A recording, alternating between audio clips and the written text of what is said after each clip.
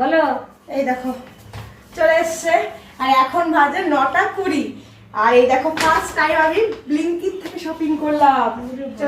চলো। আর মেন ব্যাপার, এই ফার্স্ট টাইম করলাম, আর অনেকেরই ইচ্ছা ছিল আমাদের ওইদিকে যেমন পাড়াডাঙ্গা রানাঘাটের দিকে ব্লিঙ্কিটটা চল নেই, মানে অ্যাভেলেবেল নেই, ওই তো। কিন্তু এখানে পেলাম, আর 9টার সময় বাড়ি ঢুকেছি ঘুরে ফিরে, কিন্তু বাজার করতেই ভুলে গেছি।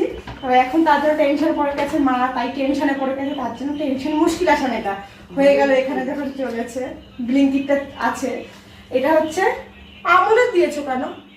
আমুলটাই পেলাম। আমি অরুণের বলেছিলাম, যাই হোক আমার অরুণের আইসক্রিমটা বেশ ভালো লাগে, আমুলও ভালো না আমুল ভালো তো।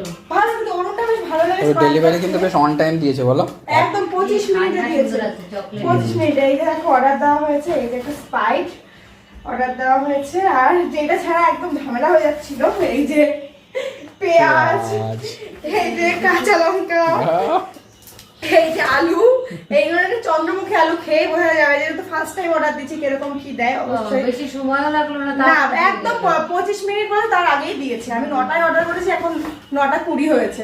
চিনি অর্ডার দিয়েছিল না? চিনি, আর হ্যাঁ এই চিনি, যেটা দরকার ছিল আলু পেঁয়াজ আর কাঁচা লঙ্কা, যেটা খুব ইম্পর্টেন্ট, আর সেটা কিন্তু পেয়ে গেছি একদম 20 মিনিটের মধ্যে। মানে গিয়েও যদি আমরা আনতে যেতাম তাতেও খুব টাইম লাগতো। কি ভালো এরকম, কিন্তু তাহলে এই বাড়িতে আসলে ব্লিঙ্কিটে অর্ডার দিয়ে তাহলে চলো জলদি আইসক্রিমটা এবার আমাদের একটু সার্ভ করো। চলো এই বাড়িতে আসলে তাহলে বাজারের টেনশন নেই, না অর্ডার দেবো পেয়ে যাবো।